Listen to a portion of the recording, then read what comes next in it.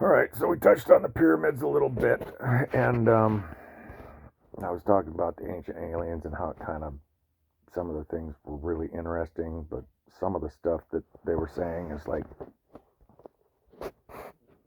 kind of wild and kind of out there. So, I mean, unless you can show me evidence of your theory, um, what's his name? I forget that guy's name. The guy with the wild hair on Ancient Aliens. Anyways, um, at least the other guys have some evidence.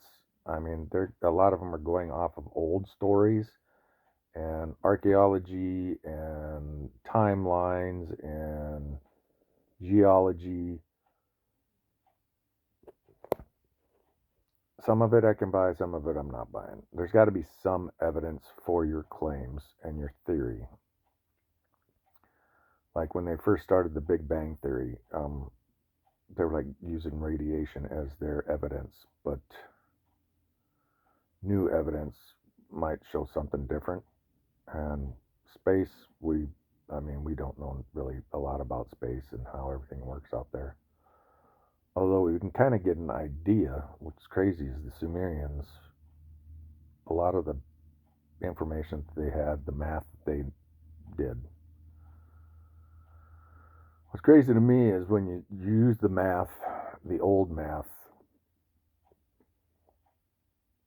everything adds up, kind of. Like 1260, 360. I forget what is the Earth.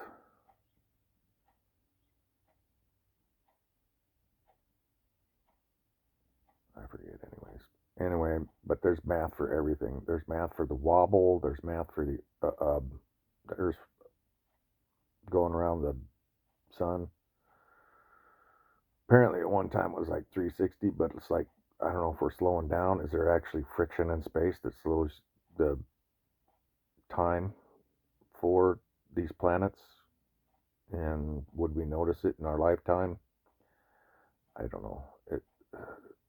I've always been interested in space. One of my favorite movies was Star Wars, and when I was a kid, that was just the most amazing thing to me. The way the Jedi's talked, what the things they talked about. I was like, why am I so amazed by this? I'm just a kid. But it's like, is there a part of my soul that knows something that I don't know as a living, breathing being? Your soul has memory, from what I've read, and it remembers the past times that it has. And I mean, we've been, I guess, processed, I don't know how many times, but there's a lot of wild stories about that stuff too. Is there evidence? I don't know. All I can say is what I have experienced as a human being and some of the weird things that have happened to me, which kind of points me in a direction. It's not concrete evidence, but it kind of helps you look, pay attention. So, some of the funniest things are like, I don't know if you've ever heard of the flat earthers. Their evidence is the Bible's texts. And what they like to do is they like to take this Bible text and they like to twist it into what they want it to be. But one of the funniest things I seen was this guy's like, I'm going to take a bunch of you flat earthers and I'm going to take you to Antarctica. And I'm going to prove that the earth is round and a spinning ball.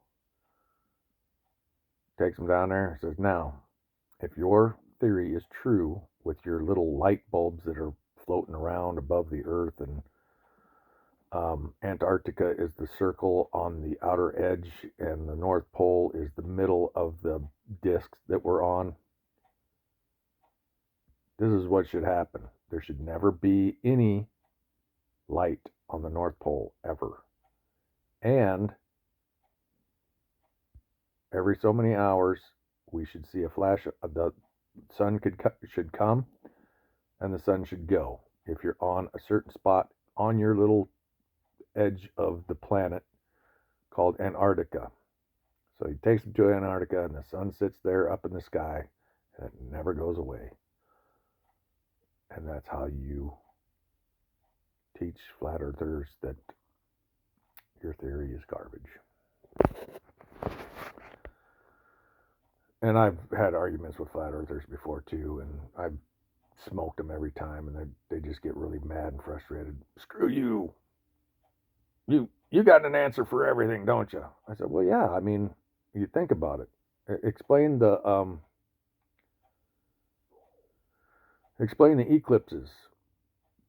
So the moon goes in front of the sun. That's a solar eclipse. The moon goes behind the earth, and that's a lunar eclipse.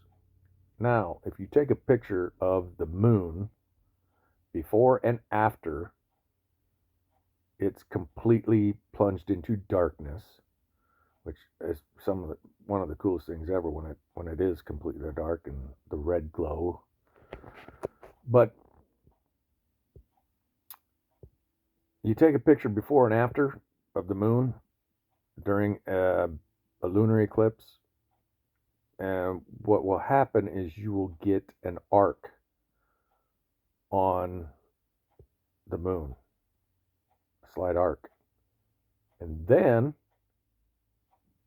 you put that on a piece of paper or whatever on your computer, and then you draw a circle, and that will show you the mass of the earth. There's a lot of people a long time ago figured this out, and that's how they knew that the earth was round. Not only that, but they also watched the night sky. Over time, different stars would show up and other stars would disappear. Now, if somebody lived for tens of thousands of years, they would get to see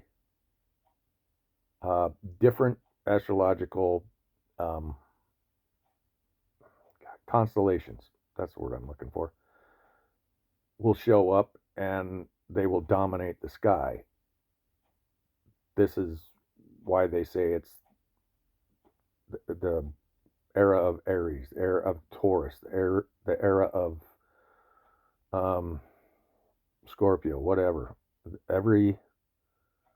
Almost every 26,000 years, each one of these astrological signs, constellations, takes a turn in the sky. And that's why the ancients left evidence of when they did things. That's why the Sphinx has a lion's body. That's why it has a human head. The human head is one of the gods, and supposedly, I don't know if the Egyptians later took it off and replaced it with somebody else's head or not, but that was supposed to be the head of Marduk, aka Ra. It was supposed to be somebody else's, but Ra threw a fit, said, this is my place, my head should be on it. But they made the body to tell us that this was made in the era of Leo. And then you can also line up the three pyramids to Orion's belt, and you can kind of get an idea when all this stuff happened. So, kind of. Not exact, but there's evidence, and you can kind of figure it out with other things, geology and certain things that supposedly happen. I'm getting excited about this stuff again, and I know I've gotten ahead of myself for explaining stuff, and all this stuff is like just coming to light for me. with all this stuff. So basically what I'm saying is pay attention. There's a lot of evidence coming out. There's things that are not being talked about, such as the findings in eastern Turkey.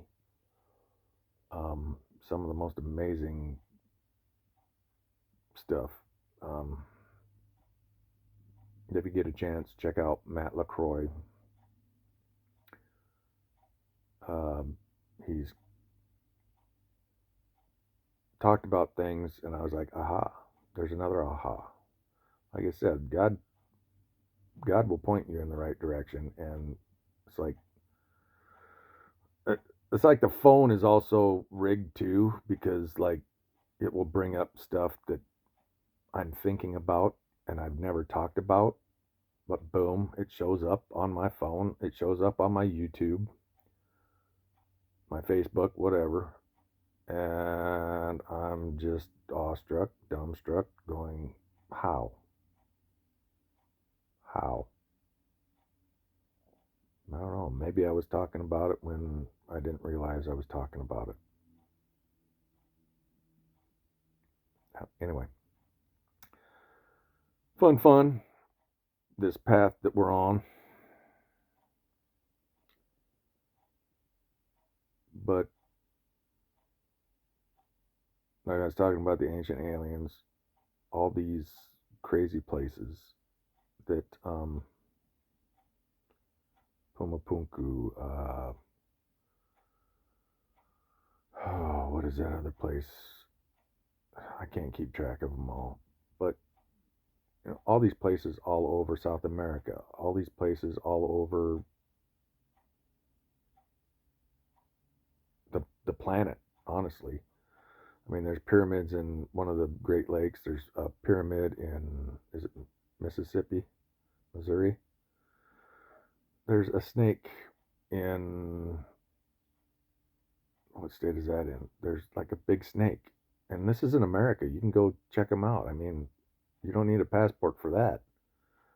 You could see all the stuff down in Mexico. Um, the story about Mexico City is crazy. But there's just all this information, and you're just going, wow, I'm just learning about all this. Good Lord. And maybe it's a good thing I am learning about it.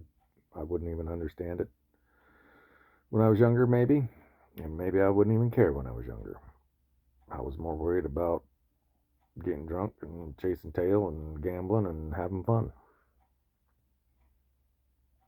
Um, yeah. And I look at the designs of some of these rocks and some of the cuts in them, and I'm like, so if they stack these up, and this is the foundation, I could see them like cutting wood and bringing it up there and putting it in these slots and using that as like I don't know, like the holes for your structure, the basis of your structure, and then you put these stuff into these slots, and that's your where your beams go that go across for your roof. And you know, I got all kinds of things going through my head about the construction of some of these sites, and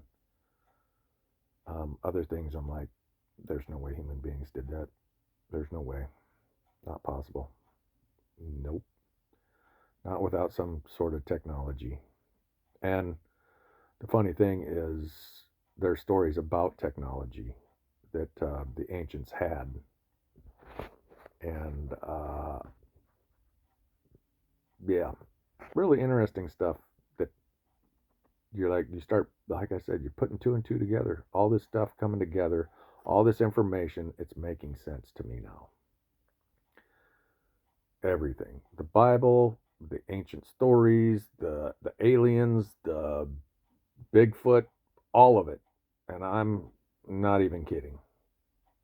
When you put all this information together, you're going to be like, okay, gotcha. Some of you are going to just think I'm nuts because that's how you think.